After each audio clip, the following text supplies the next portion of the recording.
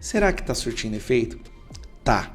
Volto a dizer, ministros do STF estão mandando emissários, sem o Moraes saber, para conversar lá nos Estados Unidos para salvar a barra deles. Para diminuir, falar, olha, cara, não tem nada a ver com esse cara. O cara... Chegam a falar assim, o cara tá incontrolável, a gente não sabe o que a gente faz, vamos ter que pular fora. É simples. Columbre, vamos ter que fazer o impeachment desse cara. Para salvar todo mundo. A salvação dos senhores ministros do STF é o impeachment do Alexandre de Moraes. Olá pessoal, sejam bem-vindos. O meu nome é Bruno. Se você gosta e apoia o nosso conteúdo, então deixa o seu like e inscreva-se no canal.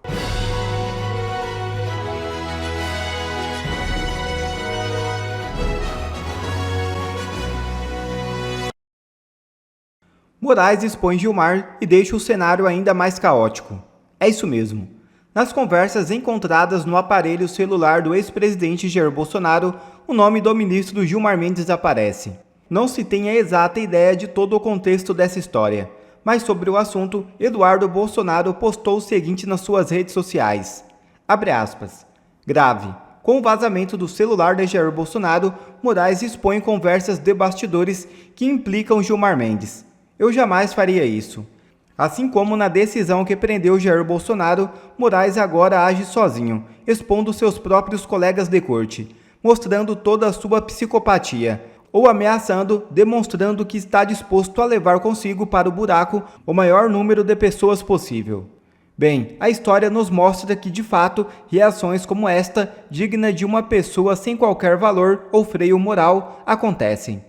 Mas nem sempre eles conseguem arrastar consigo aqueles que tentam implicar. Fecha aspas.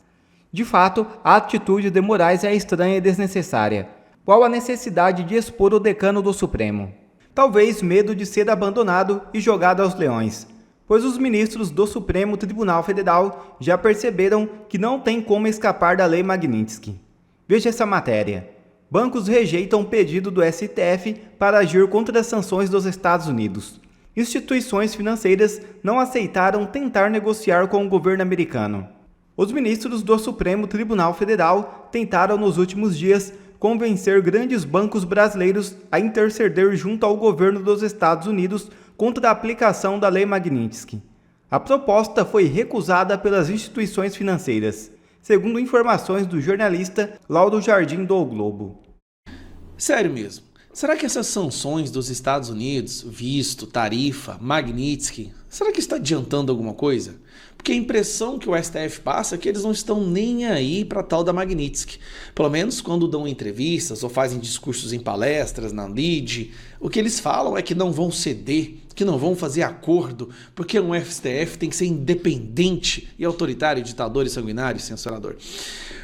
A pergunta que eu escuto todos os dias é essa. Onde quer que eu vá, quando eu encontro alguém, e aí, vai dar alguma coisa? Parece que eles não estão nem aí, não adiantou nada, né? Esse da Magnitsky não adiantou nada. Não adiantou? Então assiste esse vídeo até o final. Vamos lá. Bancos rejeitam pedidos do Supremo para interceder contra a Magnitsky. Aqui nós temos duas coisas importantes. O Supremo com medo, pedindo para os bancos, pelo amor de Deus, não corta os nossos cartões de crédito, não corta o nosso banco, não nos mate financeiramente. E os bancos dizendo, me desculpe, irmão, não tem como. Se saiu na Magnitsky, não tem como manter vocês. Prendam-me, façam o que vocês quiserem, mas eu não posso destruir o banco e botar milhares de pessoas nas ruas e foder com a economia do país. Então, se tiver que prender, prenda. Os ministros do STF ficaram muito chateados, porque eles acreditavam, ainda naquela fase do luto da negação, eles acreditavam que bastava dar uma carteirada, né, que eles colocariam medo e os bancos não fariam nenhuma sanção, nem tirariam o cartão de crédito. O Alexandre de Moraes não pode ter cartão de crédito hoje nem na Elo, nem na Renner, nem na Mesbla, não sei se existe Mesbla ainda, existe CIA. Ele não pode ter cartão de crédito em lugar nenhum. Os outros ministros sabem que a esposa do Alexandre de Moraes é o próximo alvo. E talvez até o Flávio Dino, depois dessa cagada que ele aprontou esses dias para trás. Então vamos lá. O governo e STF avaliam que o julgamento de Bolsonaro pode levar a novas sanções. Então vamos pelo raciocínio lógico. Primeiro, eles foram aos bancos, não só o Alexandre de Moraes, tá? Outros ministros.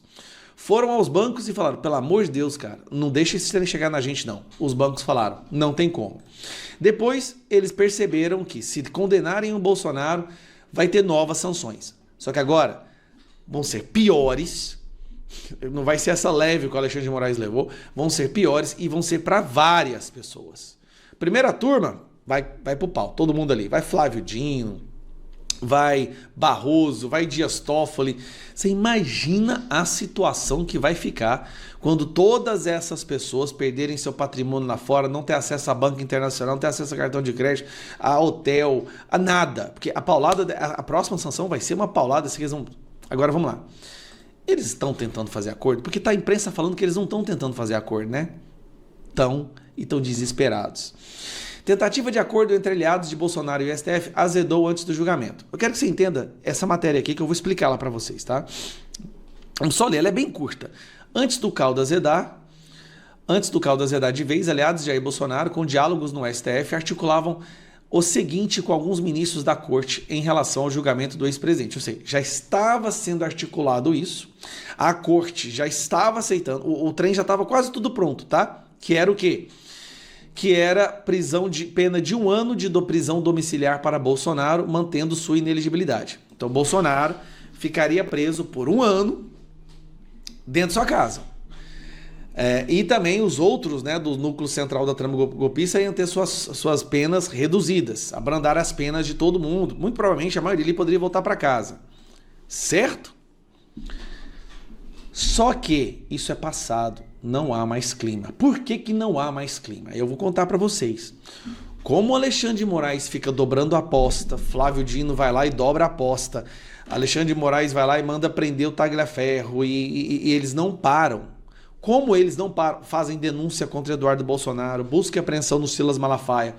Como o Moraes está completamente incontrolável, o que aconteceu? Esse acordo foi retirado da mesa. Agora, o único acordo que os Estados Unidos vai aceitar, o Eduardo Paulo Figueiredo aceitar, é anistia total, geral, completa, ampla, para todo mundo, com todos os inquéritos e tudo que o Alexandre de Moraes já fez contra o Brasil e contra o povo brasileiro. Você não está entendendo? Não tem conversa. De certa forma, se você for parar para pensar, a gente tem que, de certa forma, até agradecer ao Alexandre de Moraes. Como ele ficou querendo dobrar a aposta, vai para cima do Silas Malafaia, denúncia, bota o Bolsonaro na prisão, sem poder dar entrevista. Como ele foi surtando, assim, o cara foi surtando. A negociação foi ficando cada vez mais rigorosa. Poderia até ter sido aceitado um ano de prisão domiciliar, só que, como o cara não para, lá em cima eles falaram, não tem condição, não tem conversa, essa pessoa não tem controle, nós vamos ter que tirar tudo que essa pessoa já fez. Não dá para confiar. Não dá para confiar que a gente faz o acordo aqui e amanhã ela abre novos inquéritos e manda prender novas pessoas. Então, respondendo à pergunta, será que está surtindo efeito? Tá. Volto a dizer, ministros do STF estão mandando emissários, sem o Moraes saber, para conversar lá nos Estados Unidos para salvar a barra deles. Para diminuir, falar, olha, cara, não tem nada a ver com esse cara. O cara chegam a falar assim, o cara tá incontrolável, a gente não sabe o que a gente faz, tem que pular fora. É simples. Conversa com o Alcolumbre. Vamos ter que fazer o impeachment desse cara. Para salvar todo mundo. A salvação dos senhores ministros do STF é o impeachment do Alexandre de Moraes. Começa o impeachment dele, eu te garanto que as coisas vão acalmar, tarifa diminui, não vai ter, vistos vão ser devolvidos. Entendeu? Só a Magnífica contra ele que não vai salvar. Mas ninguém mais recebe Magnífica. É só impeachment o cara. Tá na cara, qualquer pessoa com mínima capacidade de leitura entende isso. É só impeachment o cara, que os próprios membros do STF vão ficar reconhecidos como aqueles que salvaram a democracia, porque, né, tirou o Alexandre de Moraes de lá. Pronto, o Brasil toca para frente. O que vocês acham? É uma boa ideia, não é não? O Moraes diz que não vai recuar. O ministro Alexandre de Moraes afirmou na sexta-feira que juiz que não resiste à pressão deve mudar de profissão. Foi durante o Fórum Empresarial LIDE, no Rio de Janeiro. E no mesmo evento, mais cedo, o ministro André Mendonça, também do STF, afirmou que um bom juiz deve ser reconhecido pelo respeito, não pelo medo que tenta impor. Marcília, eu vou jogar para você. Bom, a gente sabe que há poucos juízes verdadeiramente ali no Supremo Tribunal Federal, então a gente tem dois posicionamentos bem distintos aí, do Alexandre de Moraes e do André Mendonça, e eu aproveito e já jogo para você também, pedindo a você que comente o pedido de extradição do Eduardo Talhaferro, feito pelo Alexandre de Moraes, né, entre os crimes que ele teria praticado, né, atentado ao Estado Democrático de Direito, como se tivesse tentado um golpe de Estado, mas só se foi ao lado do Alexandre de Moraes. Então, o que você pode dizer das duas posturas apresentadas pelo Alexandre de Moraes e pelo André Mendonça, e sobre mais essa do Moraes pedindo a extradição do Talhaferro? Aliás, é curioso, né? Como o Moraes, ele faz isso sempre às sextas-feiras, ou próximo do final de semana. Eu não sei se ele tem alguma raiva de fim de semana, ou algo do gênero. Enfim, ou se ele quer simplesmente navegar, surfar sozinho, né, nas ondas de ter poucas notícias. Eu não sei, mas podem reparar que é incrível que todas as decisões, ou a maior parte das decisões do Moraes, elas sempre acabam caindo ali por volta do final de semana. Sobre essa questão do Talhaferro, aproveitando aí o gancho, isso é um absurdo, né? Um completo absurdo por diversas razões. Primeiro que, aliás, o ministro Moraes, vamos lá, ele está acusando o Talhaferro de violar sigilo funcional. Tem realmente esse artigo, o artigo 325 do Código Penal, diz: se você tem uma função pública, você não pode violar o sigilo, as coisas são sigilosas para todo mundo. Então você tem que guardar aquele segredo. Certo, mas se aquilo é lícito, é lógico. Né? Então, vamos lá, se você é funcionário público e alguém está tramando um crime dentro de uma repartição pública, vamos lá, só para não usar um gabinete, dentro de uma repartição pública, alguém está tramando matar alguém, você tem que guardar esse segredo? Isso é violar sigilo funcional? Claro que não, há um interesse público por trás da revelação. Então, se dentro... Aqui, mal comparando, não estou comparando, não é a mesma coisa, mas se dentro do gabinete do ministro havia algum tipo de ilegalidade, e tudo o que o Talhaferro mostrou até agora, sim, havia, e houve por muito tempo, é óbvio que o interesse público leva a fazer com que ele revelasse, não guardasse. Quem estava fazendo aquelas ilegalidades é que estava cometendo ilícitos, e não quem revelou as ilegalidades que estavam sendo cometidas. É uma completa inversão de valores.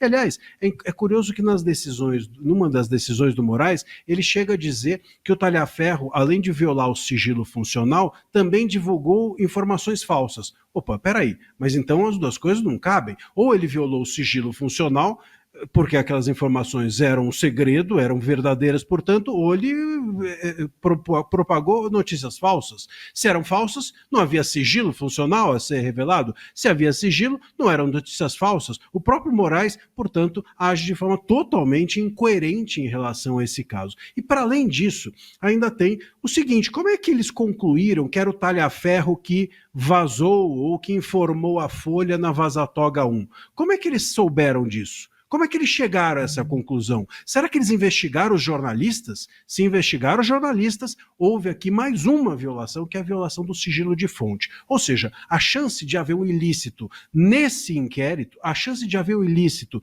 nessa investigação ao Talhaferro é 1 milhão de vezes maior do que haver um ilícito no que o Talhaferro fez. O Talhaferro fez algo que eu considero totalmente ilícito, que é ver uma ilegalidade e denunciar. Eu acho que é um dever de todo funcionário público, deveria ser.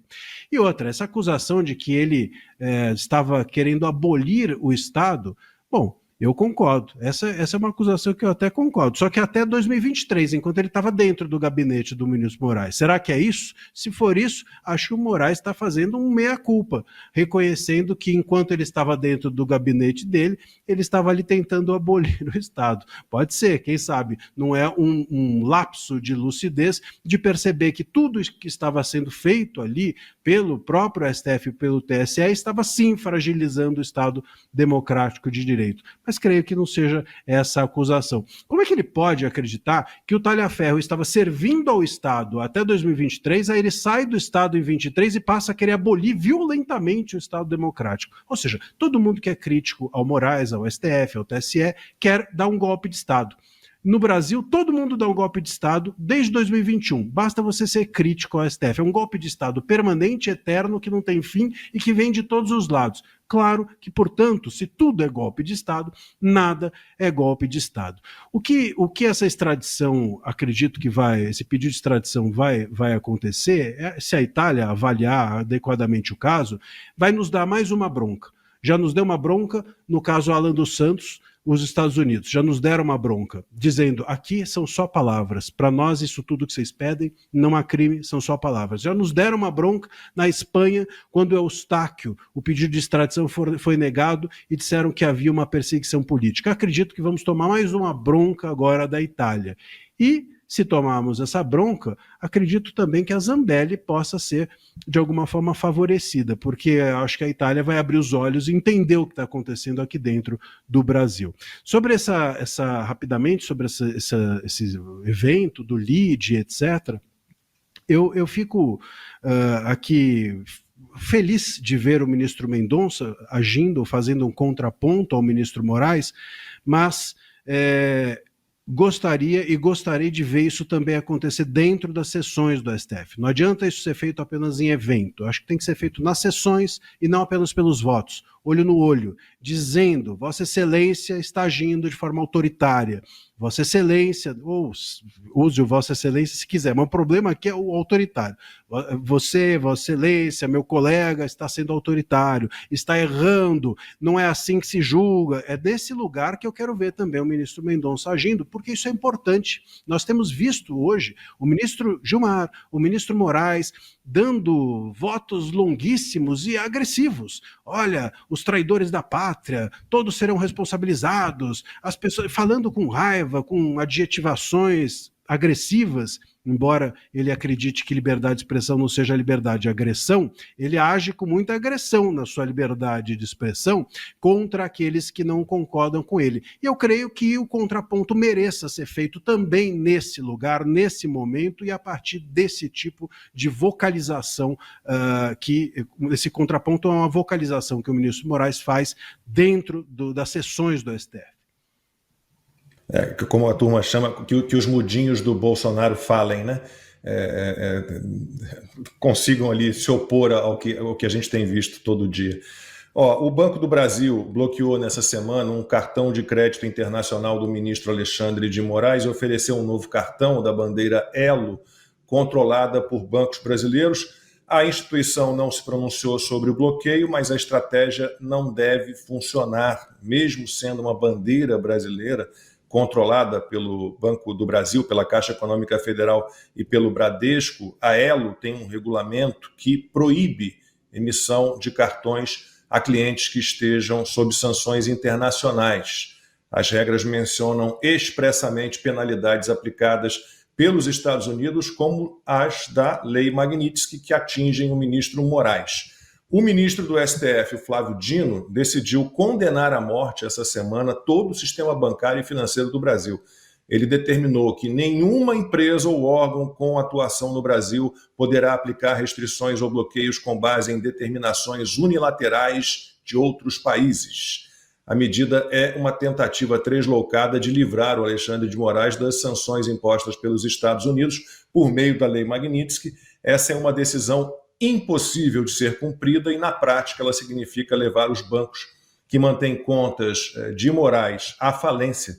Por quê? Porque a Lei Magnitsky, né, com essa lei, eles serão desligados do sistema financeiro internacional. Um banco que não respeita as sanções não tem como sobreviver. Qualquer instituição que dependa do mercado americano, do dólar ou de canais globais de compensação, sistema SWIFT, sistema global financeiro, né, precisa cumprir as medidas sob pena de sofrer sanções secundárias. Depois da ordem do Flávio Dino, os principais bancos do Brasil tiveram perdas bilionárias na Bolsa de Valores de São Paulo e o Flávio Dino zombou da situação. Mesmo proferiu uma decisão anteontem, essa que dizem que derrubou os mercados. Eu não sabia que eu era tão poderoso, 42 bilhões de especulação financeira. A sorte é que a velhice ensina a não se impressionar com pouca coisa. É claro que uma coisa não tem nada a ver com a outra. Uma coisa não tem nada a ver com a outra, Costa. Em entrevista à Reuters, o Alexandre de Moraes, na mesma linha do colega de corte, disse que bancos brasileiros podem ser punidos se respeitarem restrições impostas pelos Estados Unidos. Consta, o papel dos bancos brasileiros ou de bancos estrangeiros ligados de alguma forma a bancos brasileiros seria imediatamente fazer um comunicado e dizer: olha, nós vamos respeitar as sanções impostas pela Lei Magnitsky ao ministro Alexandre de Moraes. Acabou. Estão mandando todos os recados possíveis, né? Saem volta e meia em coluna de jornal aí que os bancos falaram para baixar a bola, os bancos explicam para o STF que não podem descumprir as sanções e por aí vai, né? Estão tentando. Eu confesso que dá um certo gostinho ver a turma da Faria Lima com o maçarico no cangote, tendo que explicar para esse pessoal, né, um pouquinho da realidade que se impõe e sempre se impõe, porque até então, vamos combinar que pelo menos alguns banqueiros ali foram muito, muito próximos e companheiros desses comunistas. Agora, colocar um comunista no STF, o que podia dar errado, não é mesmo? É a mesma coisa que soltar um condenado, ladrão, bêbado, colocá-lo no comando do país e imaginar que vai ter problema. Quem podia pensar numa coisa dessas? Então, Flávio Dino faz troça da situação ainda, não sabia que era tão poderoso. Ele gosta do poder, né, de destruir, evaporar 50 bilhões quase em um dia de especulação, como ele diz. Foi salvo depois pelos juros americanos, o Powell e tudo mais, que fez com que os mercados dessem uma porrada logo depois e puxou o Ibovespa também, o Banco do Brasil, todo mundo. Mas o Banco do Brasil tinha caído 6% nesse primeiro dia. 6%. Né? Porque muita gente desconfiava de que o Banco do Brasil, sim, ia encarar o dilema impossível de uma forma mais benigna para com o STF. Nós vamos tentar dar um jeito aqui de acochambrar a realidade e poupar o Alexandre de Moraes, que teve que fazer o elo.